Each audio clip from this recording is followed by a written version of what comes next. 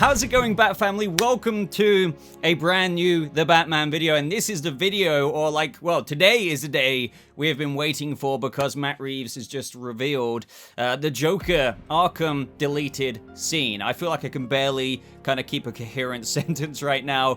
Basically, if you go to ratalada.com, you can do the riddles there and unlock the link. So what I'm going to do, I mean, I have no idea if this is still in the video because, you know, I might run into some issues reacting to it, but if I do not, I will include my reaction. But even if that's not in this video, I'm going to give my post-immediate thoughts to watching it. And I'll probably be doing a separate in-depth breakdown video on this, I imagine. I have no idea really what I'm in for other than seeing that it says 5 minutes and 5 seconds.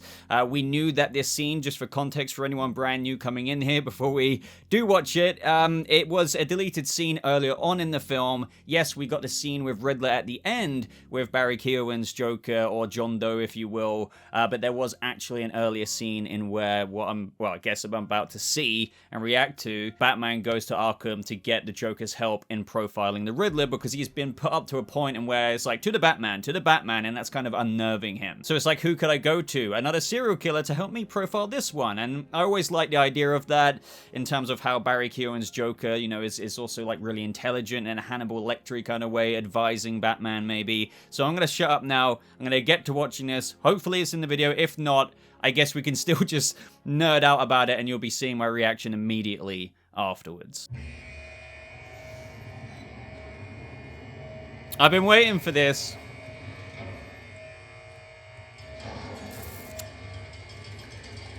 I've been saying more of like a Jerome Joker. Here you can see the chunks of hair are missing as well. Very interesting.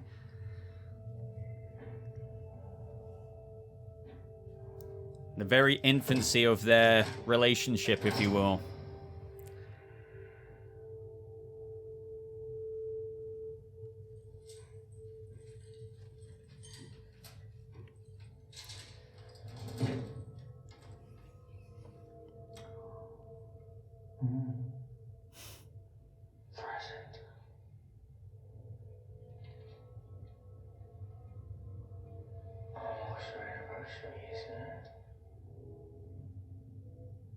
Serial killer. I want your perspective. I want your perspective. First anniversary paper. Why don't you think I come so cheap? I thought you'd be curious. You think I could offer this stuff? Don't you? Don't you?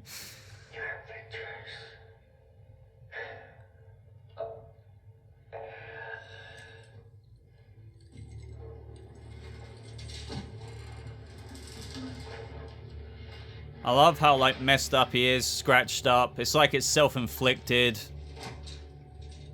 It's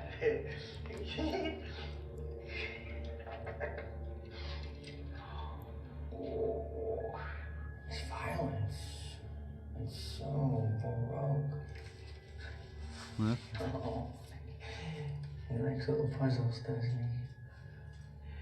So meticulous. Those fingers. Wow. He's been planning this his whole life.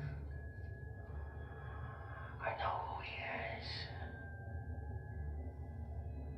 Oh. Who is he?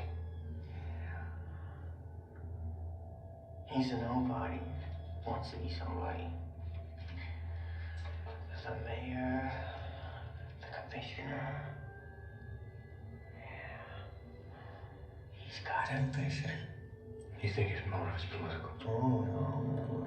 This is very, very personal. He feels these people have all wronged him. Probably goes way back. Unhealed wounds, stolen lunch money. Why is he writing to me? Maybe he's a fan of yours? I love the little subtle laughter. Maybe he's got a grudge against you too. Maybe you're the main course. Any theories? Not yet. Really? You're normally so the curves. But something is different this time. This is very upsetting to you. Let's get back to him. Why? You are so much more fun. I'm not here to talk about me. What are you here to talk about? I want to know how he thinks. You know exactly how he thinks. Have you read this file? You two have so much in common. Mask Avengers. It's what Reeves said, basically. Even more righteous. Oh, are you afraid he makes you look soft? You're wasting my time.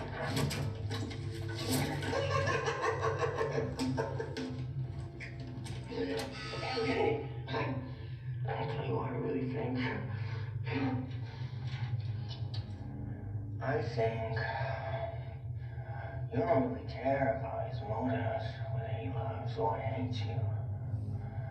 I think somewhere deep down, you're just terrified.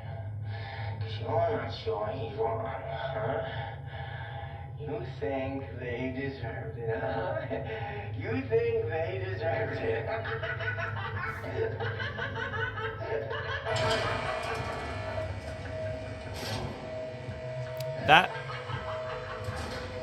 That's a good laugh. That is a good laugh. Like, it really is. Like, I know some people, wow, so God, so many thoughts at once. That is a remarkable laugh. I know a lot of people were like hesitant, and I didn't blame anyone, because with the very short amount of time we got with Barry Keoghan's John Doe, it was like, it was so short but sweet, in the sense of it's hard to even make your mind up on something as grand as a new Joker casting when he has a small little bit of teasing with the Riddler and a bit of a laugh at the end. Like, we needed more to make a bit of a conclusion. I feel like for a lot of people who didn't know quite where to land on it, but I feel like this, personally, you know, very right off the bat, I'm still happy with it, because I was really happy with it to begin with. But I did want to see more, admittedly. But then after seeing that, it matches up to, you know, what I kind of knew going in, the disfigurement. It's like, you know, we know he's got a congenital disease, as Matt Reeves said, where he can't really stop smiling, like the man who laughs. But one of my favorite things out of that is kind of what we heard from Matt Reeves. Not only did we see it at the end of the actual theatrical cut with how John Doe, Joker, if you will, knows how to get into people's heads. Like, that's one of the unique kind of charms, if you will, of the Joker. He can get into your head, even Batman's head. Like, we saw how he kind of, you know, already got into Riddler's. Like, Riddler was like, oh, you know, friend and stuff. He's already under the Joker's spell to a degree. He's got this weird effed up charisma to him. Do you know what I mean? And with Batman, like, Batman can see through it, but he still knows how to, like, get a hook in Batman. And that's what he was doing at the end, through saying, you know, deep down somewhere, it's like, you know, it was basically teasing that, like, the murders, the commissioner, the mayor, as Barry Keoghan's Joker said, you think they deserved it. And it just made him laugh and laugh and laugh, because I think, you know, low-key Batman, you know, and we got a lot of this dialogue in the movie. I think Jim even said to Batman, it's like, you make it seem like he deserved it. I think that could be a wrong line, but with regards to Pete, I reckon Batman does kind of think like they got what was coming to him. It's kind of like the line he said to Selina, you know, the actions have consequences kind of thing, even with regards to her friend. So he really doesn't mind. Like, he's going to try and stop the crime, don't get me wrong, with Riddler, but if those people bite the dust, it's like, well, you know, like, that's what Bruce is kind of like in this early part.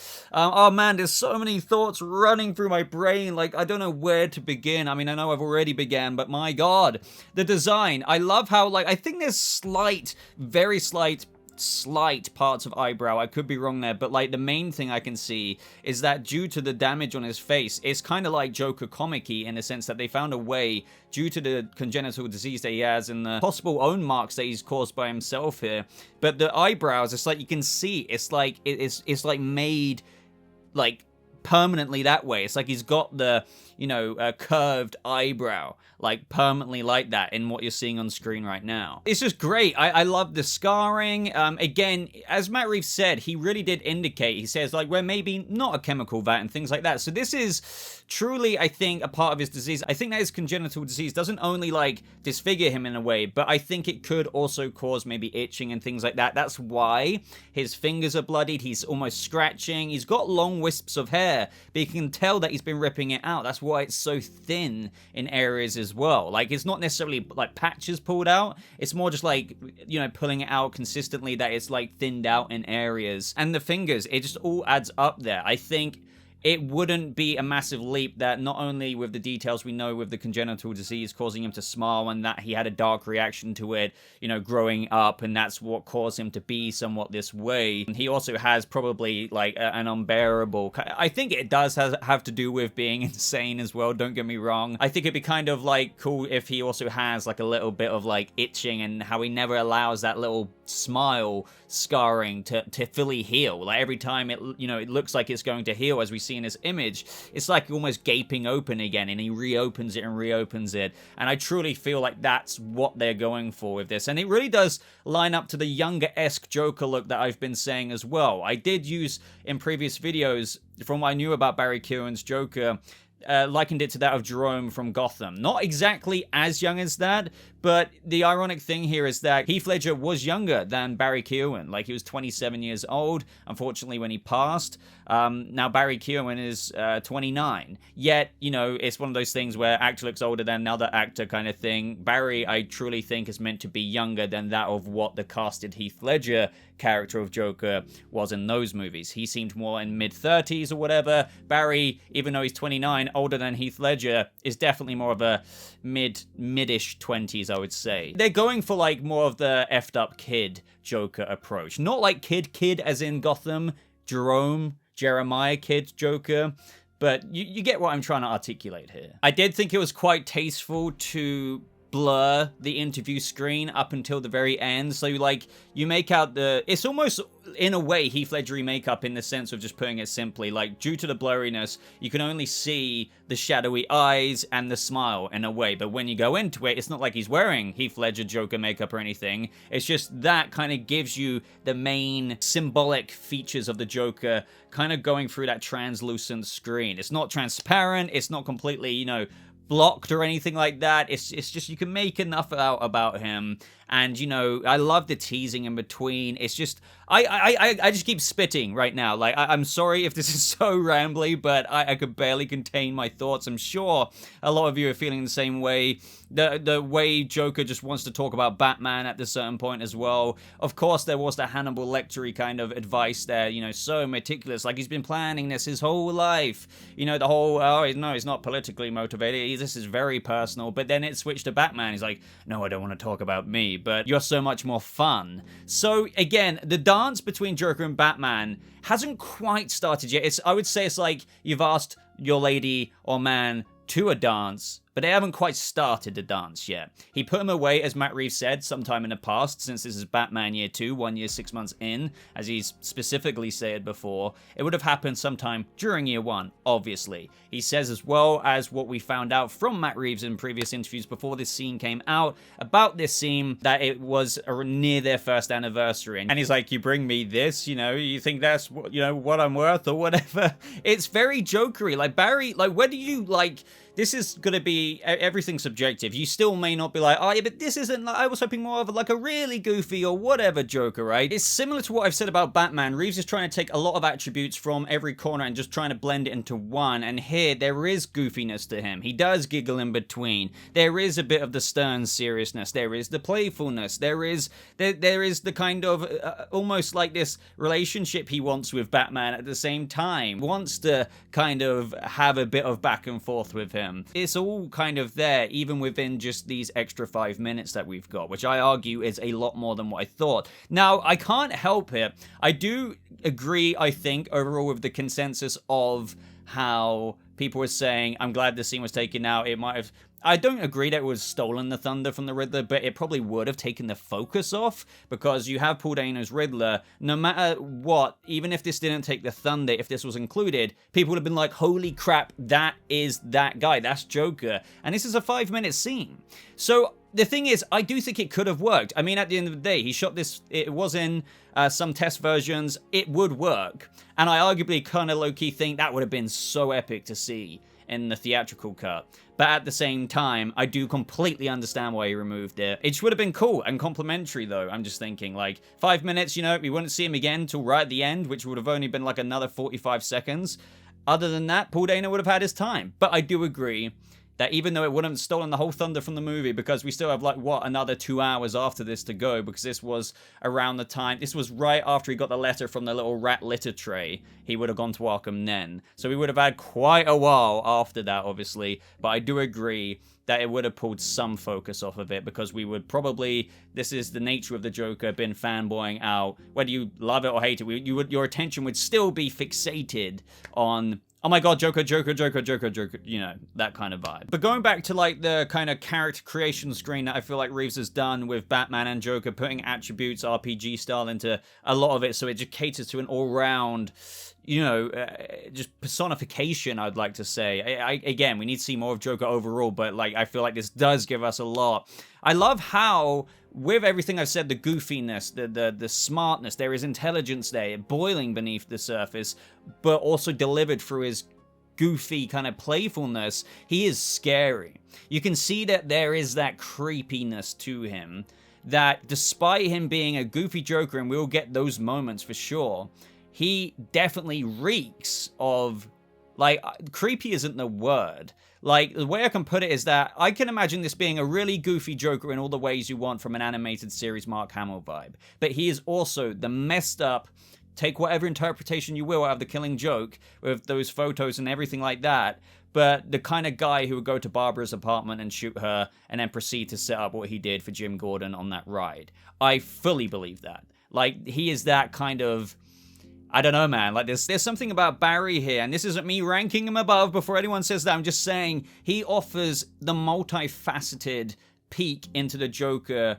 with everything I've ever mentioned. The playfulness, the fascination with Batman, the intelligence in the consultation is like how it probably goes way back. These people have wronged him somehow and things like that. And then when he asks Batman about any theories, and this is when he starts to make it around on him, he says, oh, really? You know, you're normally, or you're usually so ahead of the curve. Like, I love that. And it makes me think, oh man, so like, what did he go through with you to make you know that he's normally so ahead of the curve? Like, you know, obviously it's when he fooled his plans before, and that's how he even got into Arkham in the first place. But my mind is just like, but then like you get these moments, as I said, back to the creepiness, where he's just like, there is like the, as I said, messed up kid side. It's like almost for a moment you could take him as like a serious type, where it's like, okay, you're just like a evil bastard. But then, you know, like Jack Nicholson's Joker, sure, he could be creepy, but more like, okay, you're just a dark man. But then there's just something he does in this performance where not only was he that, but then it's like you were all kinds of perverted in every sense of the word.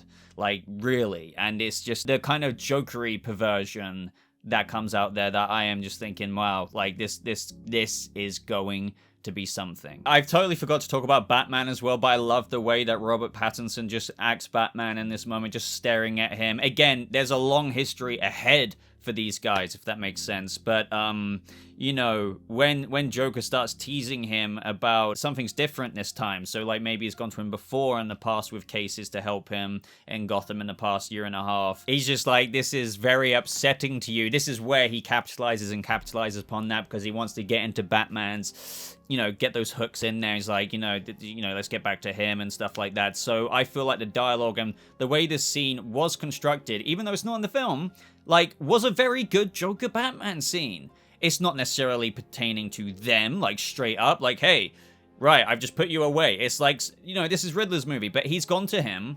It's still about Riddler, but there's still the dialogue there, the conversation, the subtle history. They have a past, but it still pertains to them because Joker makes it about them, or Batman further along in the conversation. And then just before he goes out, wants to dig his claws in even more and just laughs and laughs and laughs because Batman probably low-key knows that, yeah, they did deserve it, and Joker knows that, and he is laughing and laughing and laughing because that's the thing with Batman and Joker. Like, Joker will always try and make Batman... I mean, Batman knows he's dark, don't get me wrong, but he does a lot of good. Joker will always try and drag that down to his level and how you and I aren't, you know, so different than what you really think, Bruce, or, well, Batman. But I just keep watching in between these cuts, you know, when Batman's just like, you know, let's go back to him, he's like, why? You know, you're so much more fun. I just love it, because it was like, that was a terrible impression, but it's like, that was an example of the goofiness. But then, again, there's more examples of the twisted perversionness, and it's just like, this is like, you know, Joker is that. He can be goofy, hee-hoo-ha, he animated series, but that's usually, yeah, don't get me wrong, they do try and lean into different tones into that, but this is like kind of, okay, what if we try and put everything into one tray? You know, let's just do that. And now deliver me that in the scene, Barry Keoghan, with what dialogue we've given you. There you go. Again, just watching a bit again, at the very end, when he's just having his final say, you know, you're deep down, you're just terrified because you're not sure he's wrong, huh? Deep down, you feel like they deserved it. And that's, you know, again, it's just like Batman... The reason why he has the no-kill rule as well is because if he crosses that line, he could be like the darkest of all Rogues Gallery villains that he currently has. So that he's always playing with that Batman ego side almost, you know, stopping himself from tipping over the edge. And Joker knows that, and that's what he's getting into in this moment, because it's just like, he might be low-key right. It's just like, well, it's just like, you're not sure that he was, like, wrong, you know, the Riddler and what he's doing. Like, yes, he knows it's wrong, and Batman's gonna put him away, but it's like, Batman's probably having some intrusive thoughts about, like, you know what? Mayor probably deserved it. Commissioner probably deserved, you know. And Joker is just really getting like a fork in that, you know? And honestly, that laugh at the end, it was great. Just watching again, it's not only just a ha-ha, there's distinct has, and yeah, I'm going to get into the cadence of this, I suppose, but it's like the longer, like, provoked ones, as he bellows it out even more, like the like it was really...